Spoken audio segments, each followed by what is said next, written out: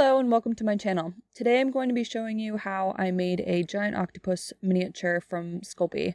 I'm part of a homebrewed D&D game in 5th edition and I play a druid character. My DM recently told me that I need to have minis for all of my wild shapes. So taking on this challenge wholeheartedly, I decided that I would start out with an octopus since we're currently at sea. I turn into a giant octopus quite frequently. So assume you'll be seeing more videos of me hand sculpting miniatures from scratch, possibly doing some kitbashing to make some of them. So I'm using Sculpey 3 translucent. The reason I'm using this is because octopus skin is quite translucent, at least I think.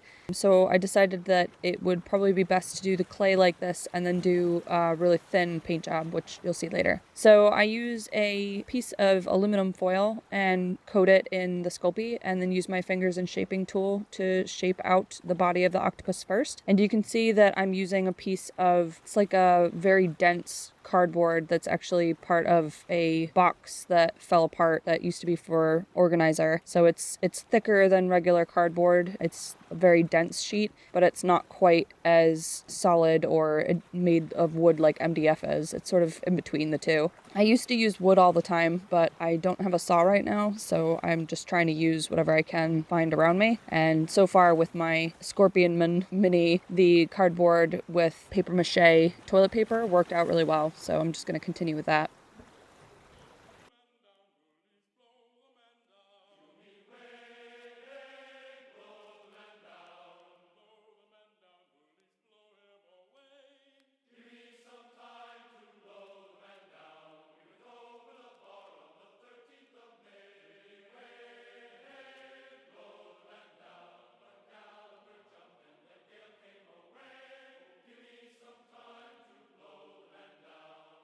So I'm ready to attach the legs here, and you can see that I've rolled out some long worms of clay that taper off towards the end like a octopus's tentacles would, and then I just place them around that lip under the eyes where I've made the base for where tentacles should be going, and I just press them with my cone-shaped silicone sculpting tool into the base.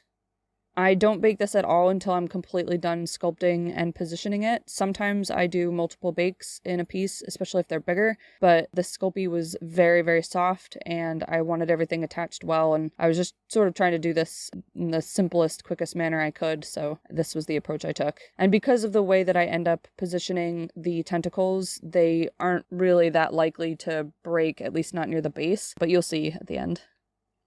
There were loads of different octopuses to choose from for an example. I think the one that I went with is actually a type of giant octopus, but I liked the very big, I don't know what to call it, the head part, the bulb. I should probably look this up.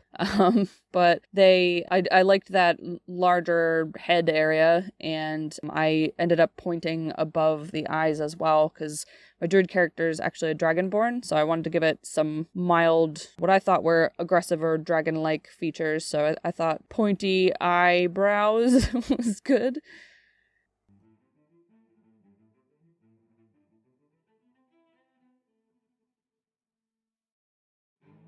I'm just positioning all my tentacles to be in a cool, swirly manner. I just need to make sure that it fits on my little board because that's my size for a giant octopus. They are large creatures, so you get a 2-inch by 2-inch area to work them onto.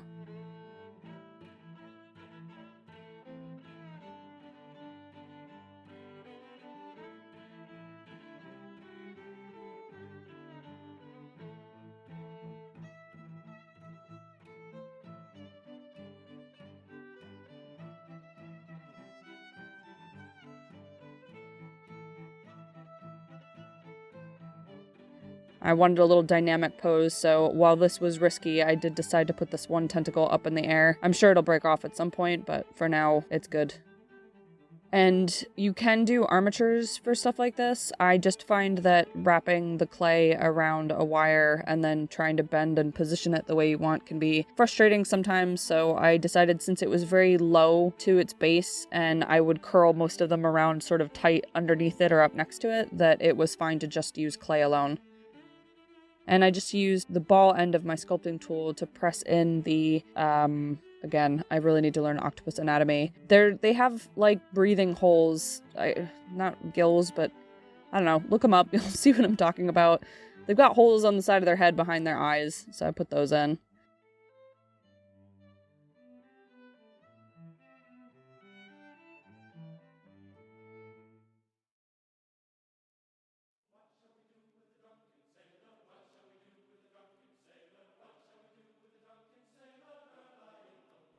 Here you can see I've rolled out little balls of Sculpey and I'm just putting suckers on all over the place. I did try to make sure that I kept them all in the right orientation so that it actually looked like the tentacles were correct. I didn't do double suckers because it would have taken me a lifetime as it was. This was the longest process of the whole thing, just getting these single suckers on. So I just left it like that.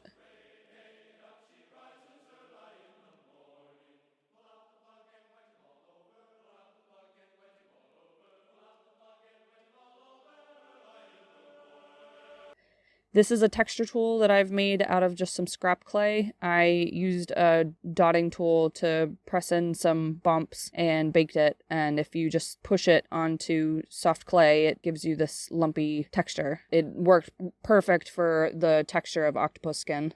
I've got a couple of these and I might actually do a video sometime showing how I make them.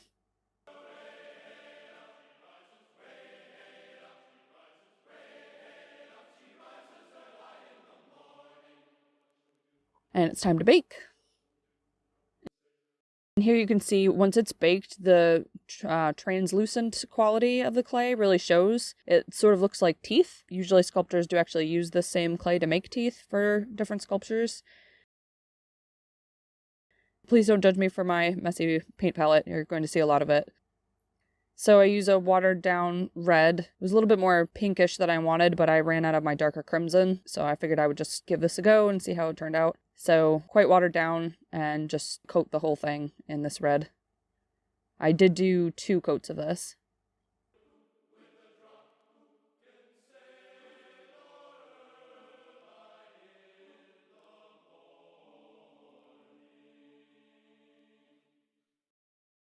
Just finishing up the second coat.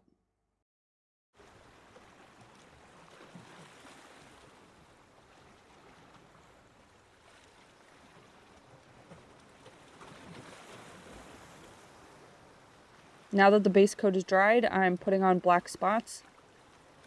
I just wanted to give it something different and got a very unique character. It's half red and half black, so if anybody knows what a chimera is in the real world, the character is that kind of chimera and is half red and half black, so I like to have qualities of that in my miniatures that that character plays.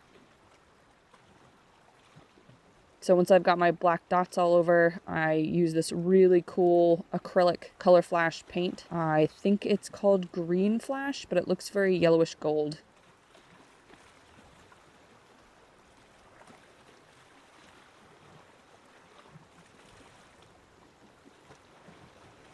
Here's my cone-shaped silicone tool. And I'm just putting a little bit of that same color that I used on the eye, and I'm putting it in the center of all the black dots that are bigger. I was sort of thinking of, I think it's called a blue ring octopus. It's like a super poisonous little octopus, but they have this ringed pattern on them that is quite neat. And I liked the idea of, 1, making my mini look less like a strawberry, and 2, giving it this neat metallic addition all over. Though I was told it still looks like strawberry seeds, but whatever. So this is my angled silicone sculpting tool. I'm just pressing a tiny bit of black on the end. So since octopuses have a slit horizontal pupil, this was the easiest, fastest way I could come up with of putting the pupils on, and it worked out great. Here's a slightly thinned white acrylic paint that I'm now putting on every single one of those suckers that I put on earlier. Again, really glad that I didn't do double rows because it would have taken me a lifetime.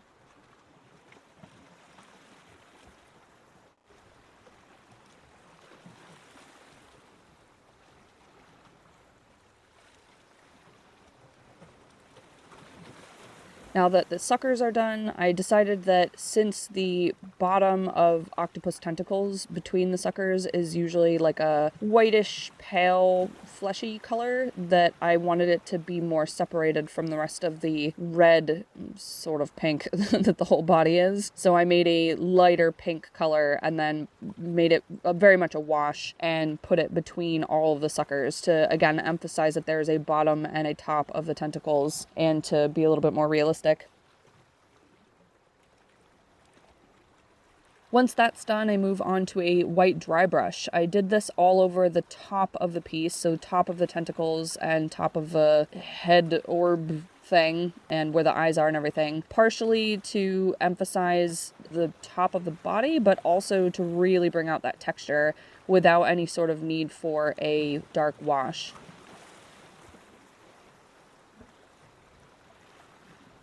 And here's my Mod Podge High Gloss, because obviously octopuses are very wet all the time. I have decided that I would cover it with a high gloss top coat to make it really, really shine and look really wet. It also does obviously seal and protect my paint, which is just an added bonus. I mostly just wanted it to look really slimy.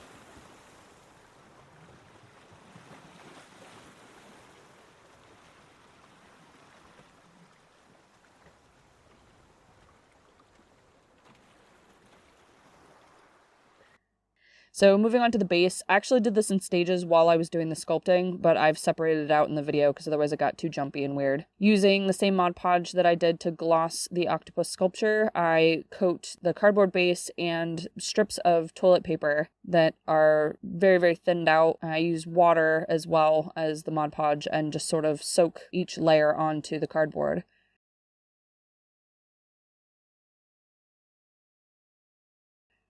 Here you can see I got real fancy toilet paper, which is 3-ply. So I pull apart each ply so that I have the thinnest of TP for my paper macheing. Layering is quite important for this if you really want to get the kind of texture I was going for. And again, you can see I'm just using water. I water the base. I trim my thin TP sheet to the right size. And then I grab my Mod Podge. Mod Podge on top of the water. You could just pre-mix this. I had each thing separate and I was painting at the same time, so I just into one and then dipped into the other.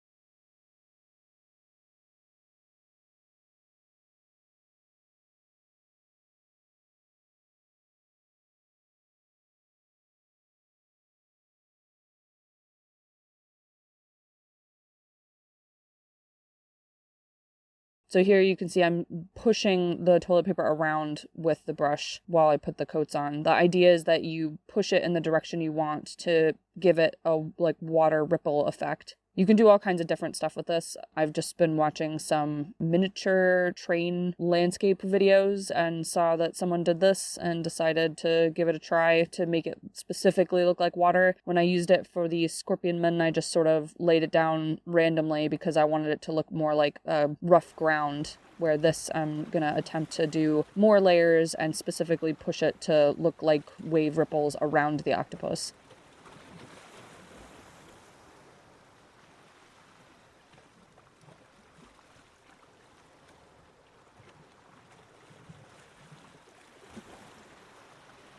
And here's my little friend watching what I'm doing. He was being super naughty and poking things that I had on the desk, and I had to keep clipping things out and moving them.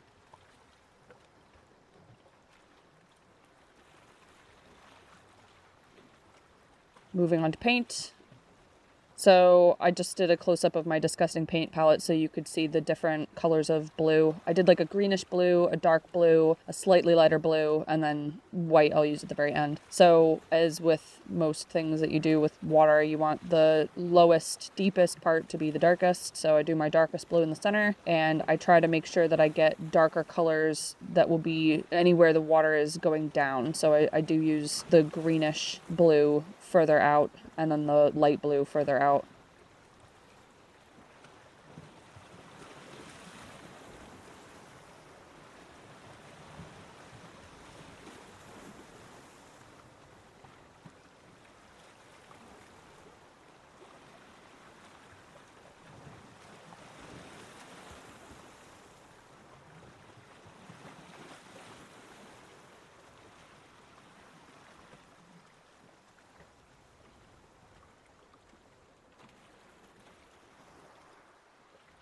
Now I'm doing a black wash, again just trying to emphasize the deeper areas and make it not just look like it's only blue. Water's got a lot of other colors in it, and since I did want it to be ocean, I didn't want to do any muddy browns, but I did want to have the emphasis of deep and shallow on this tiny square that I had to use. So this is Mod Podge again. This is not white. I am just glossing it like crazy. I ended up doing, I think, 2 or 3 coats. Again, same with the octopus. Wanted it to be real shiny because it's water. So this will make it look even more watery.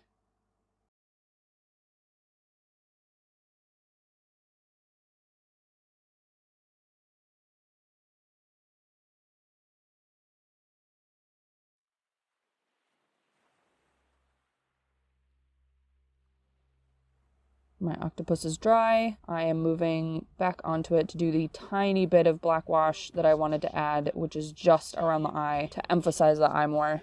I also kind of liked that they were like giant versions of the spots all around it, so I decided that I really had to have that black on there.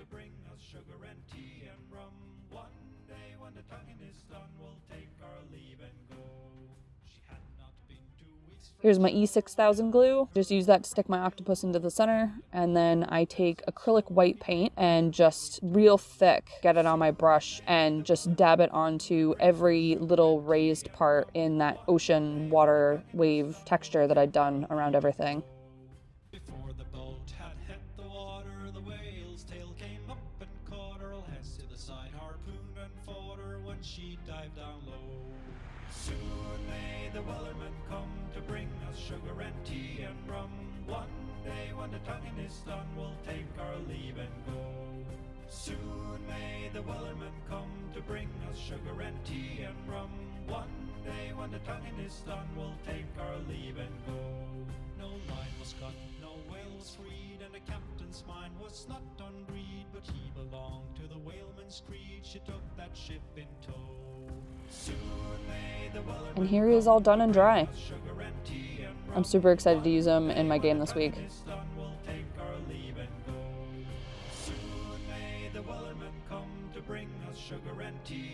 So slimy.